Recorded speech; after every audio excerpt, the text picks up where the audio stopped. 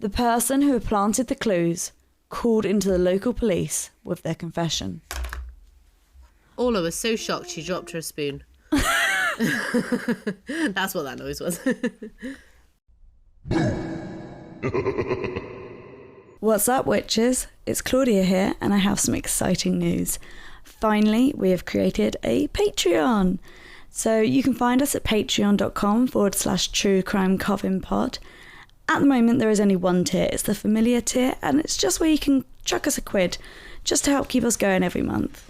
We aim to expand on this and create new tiers and exciting content. But for now, if you'd like to support us in this way, please do go ahead. That's patreon.com/truecrimecovenpod. Enjoy the episode, guys. What's up, witches? Hi, I'm Claudia. And I'm Jess. And welcome to True Crime Coven. Coven.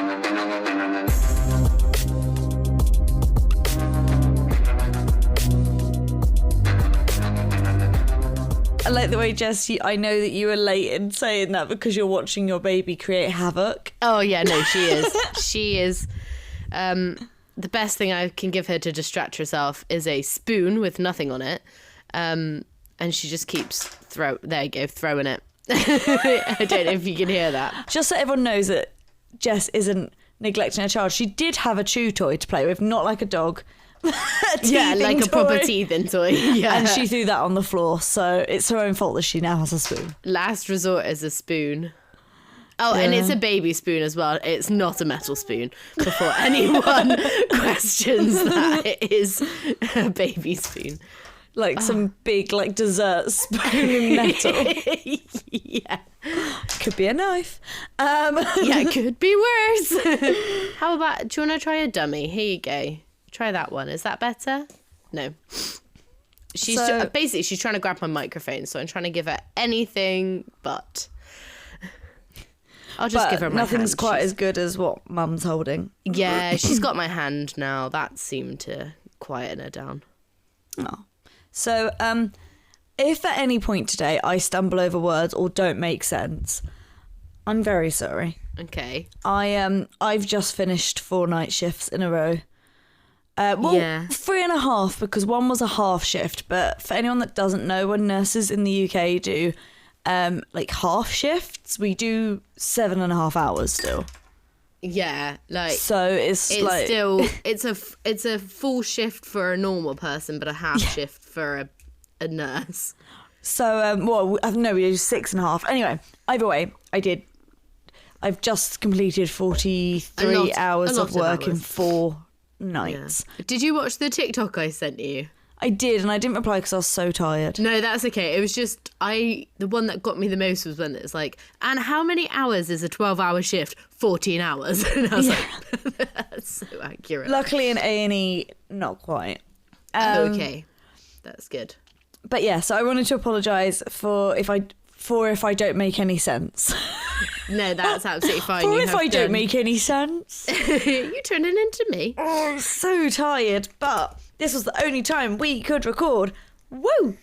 So, Jess, this week, we have a bit of a weird one. Oh, okay. And I'm not going to give you any more than that. Oh, I love it. And trigger warnings this week, none. Obviously, it's still murder. No trigger warnings in a true crime week. Yeah, so it's still murder. Just a good old-fashioned murder. Yeah, it's not a nice thing. Like, it's not nice what's happened, but it's not. There's nothing trigger warning that you wouldn't expect from listening to a true crime podcast. Yeah. Oh, okay. So, let's set the scene. The weather was warm on Tuesday, the 6th of December, 1983, when 2 joggers were out running in the Hialeah neighborhood of Miami, Florida. However, their outing that day would soon become chilling when they came across a man laying face down in a parking lot. He was motionless, and as they went closer, they soon realised that the man had been beaten up and was deceased. They alerted police, who responded quickly, taping off the area to secure what seemed to be a potential crime scene. As they did so, the weather, just like the mood, changed, and soon the thundering rain put a stop to the evidence gathering. Despite the weather impeding the progress of the case, the police were able to identify the deceased man as Francisco Patino Gutierrez. They were also able to determine that, sadly, not only had he been badly beaten, but he had also been strangled, which had caused his death. It appeared that the police did indeed have a murder to solve. The following morning, when the weather had cleared... Oh my God, I cannot speak. You're doing quite well. When the weather had cleared, police were able to once again begin searching for clues into how Francisco had ended up laying dead on the floor in that parking lot, and who was responsible. Well, while searching the area for clues, police came across a plastic sandwich bag which was taped closed and then taped to a sign, which ominously read "No dumping," by the way. What, the plastic bag? The sign on the plastic bag said no dumping? No, the sign did. The sign did, yeah. Yeah. I just think it's like kind of a bit ominous. Yeah. Maybe it's not. Inside the sandwich bag, they found a folded up note which, when unfurled, read, "Once you're back on track, you'll travel in night. So prepare your old self for a terrible fright. Now the motive is clear and the victim is too. You've got all the answers, just follow the clues." Lead homicide detective on the case, Walter Philbrick, was taken aback. Of course, he and his team had been searching for clues, but they didn't expect to find something like this. A riddle that hinted to some sort of treasure hunt, but involving murder and suspects. It was perverse. Not unheard of, though, of course. After all, police task force in America had found themselves in similar situations before. What with the Zodiac killer letters in the late 1960s and the BTK killer in the mid to late 1960s, sending notes to papers for police attention. But it's still not what any detective expects when they begin a murder investigation. No, it's not typical of a normal murder scene to then find a riddle as well. Yeah, like you're expecting clues, but not an actual like an actual clue that you have to decipher and... Yeah, you're not expecting a clue that is actually meant to lead you to someone. Yeah, it's weird because it's very much like a murder mystery game rather than like an actual murder. Exactly. Like, which to me does say that the murderer thinks it is all a game. Exactly. So it was just quite chilling to them, and yeah, you know, they knew that they were going to have to solve something quite gruesome, but I just don't think they expected something like this. I would be worried as well if they found it that entertaining that there was going to be another. Yeah, and we'll get on to that. Oh, I should be a detective. You really should, Jess. Yeah, I really should. But Detective Philbrick had a reputation, and he approached this challenging case with the same attitude and with determination to catch Francisco's killer. But just like anyone who's good at their job and a great leader, he decided to utilise the strengths of his other officers to help crack the case. Not being a dab hand at solving puzzles himself, he handed the notes over to a Sergeant Dave Miller, who hadn't been in the job long but had a love for mystery games as a child. And within the first hour, Sergeant Miller had cracked the clue. Soon, the homicide detectives were en route to look for the intersection of Northwest 103rd Street and Okeechobee Road, just a few minutes away from where Francisco's body had been found. And I don't know if I said that road name right, I'm really sorry. Fair enough. It sounds quite complicated. Okeechobee? I think so. Yeah. So yeah, I actually have no idea how he solved it. Yeah, so they weren't like... Oh, No, and this is unfortunately not. how the riddle... No, but I'm just like looking at that riddle and I'm like, how did you get that you had to go there? I wonder if we put it on Instagram. Like, if we put it on Instagram, I wonder if like anyone can tell us. Yeah, I mean, we'll put it on Instagram, don't we? Or maybe it's kind of a thing like you have to know the area. Yeah, I'm wondering if you have to know the area. Yeah. But yeah, I would honestly still be deciphering this clue to this day. If you passed it to me, I'd be like... Good police work, though, to give it to someone who he knows likes puzzles. Yeah, and also I think that's quite good for like, I think sometimes ego can get in the way of investigations, and I like that it really hasn't here. Definitely. Yeah, I can imagine that sped the whole process up. Like, he solved it in an hour. If he tried to decipher it himself, how long would that have taken him? Honestly, they should have got him on the Zodiac case.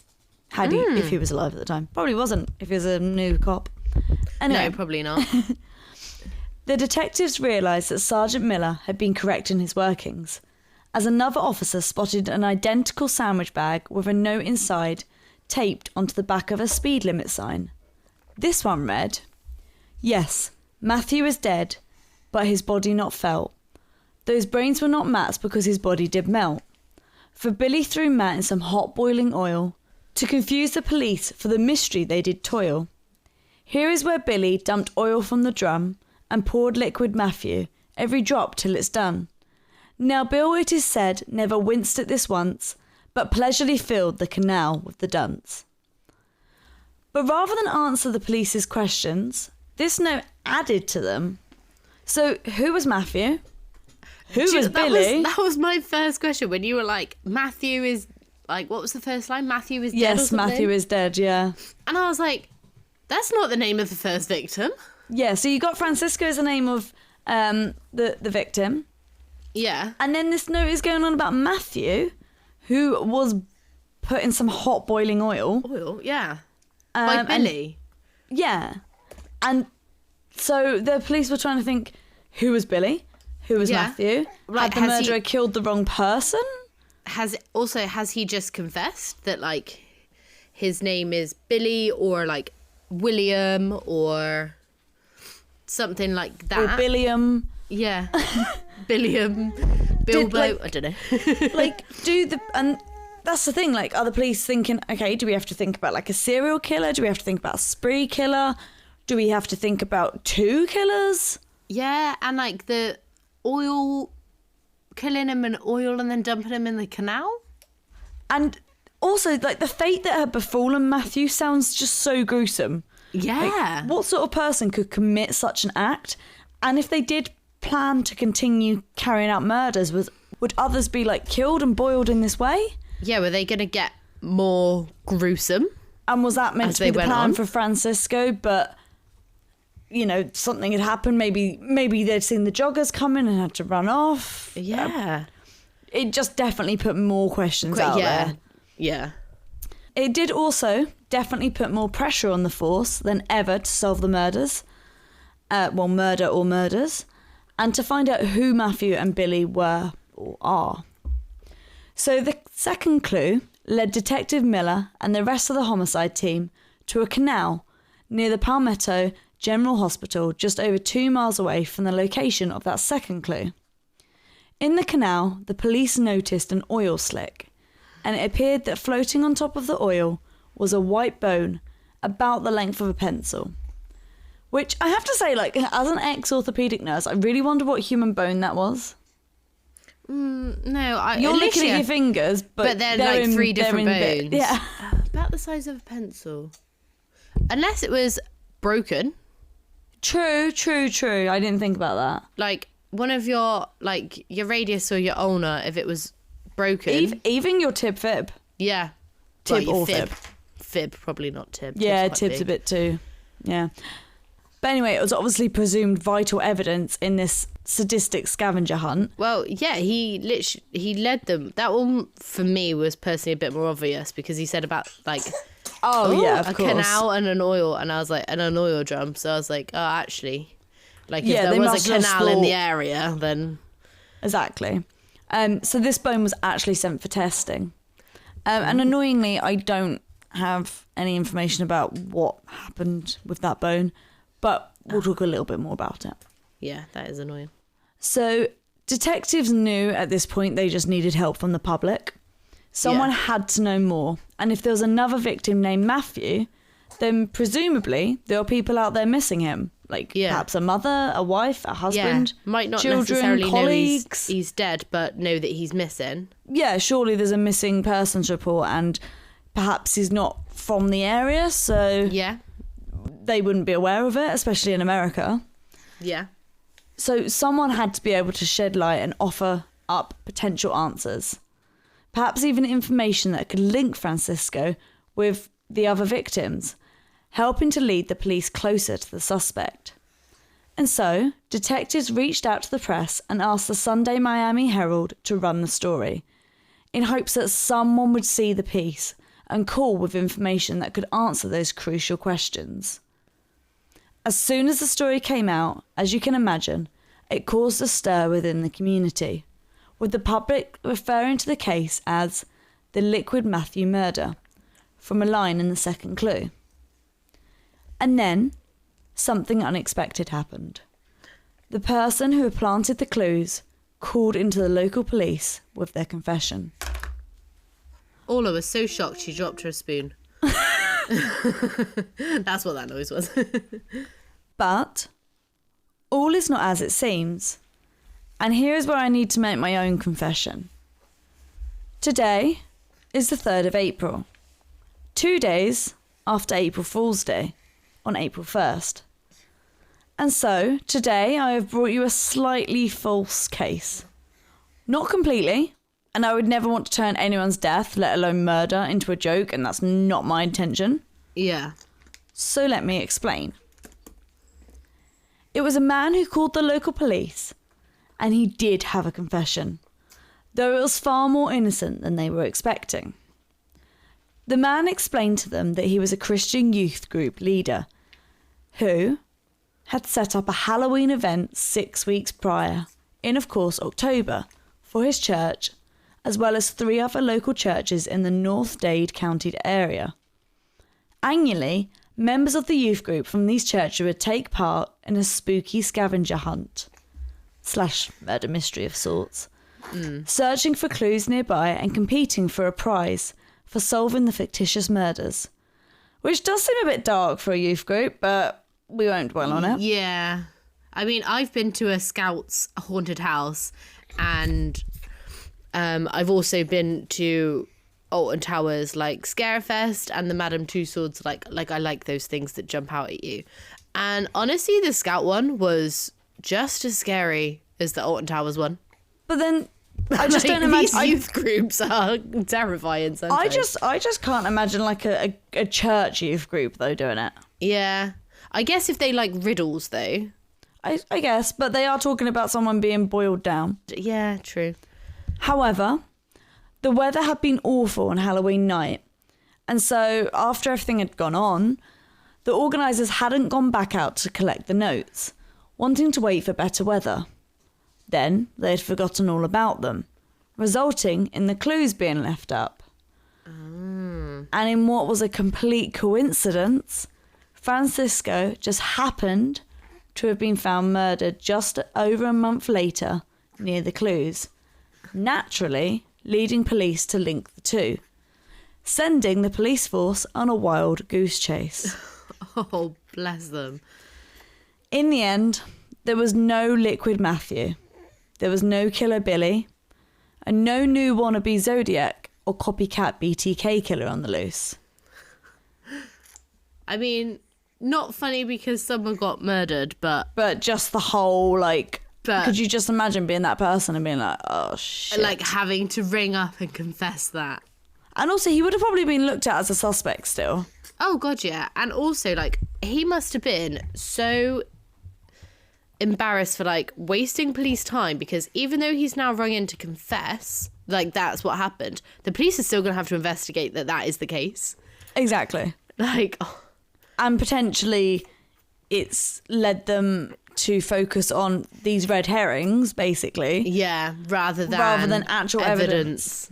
Yeah. There was, however, still a dead person. Yeah. And people close to him who needed justice and answers. So sadly, we don't know a great deal about what actually happened to Francisco. Oh, but really? we know a little bit about him, and then we can fill in the blanks. So we do know that he was originally from Colombia, having arrived in Florida just 2 weeks prior to his murder on a Panamanian cargo ship that was loaded with Colombian cocaine. The police were tipped off on the smuggling attempt and so raided the ship.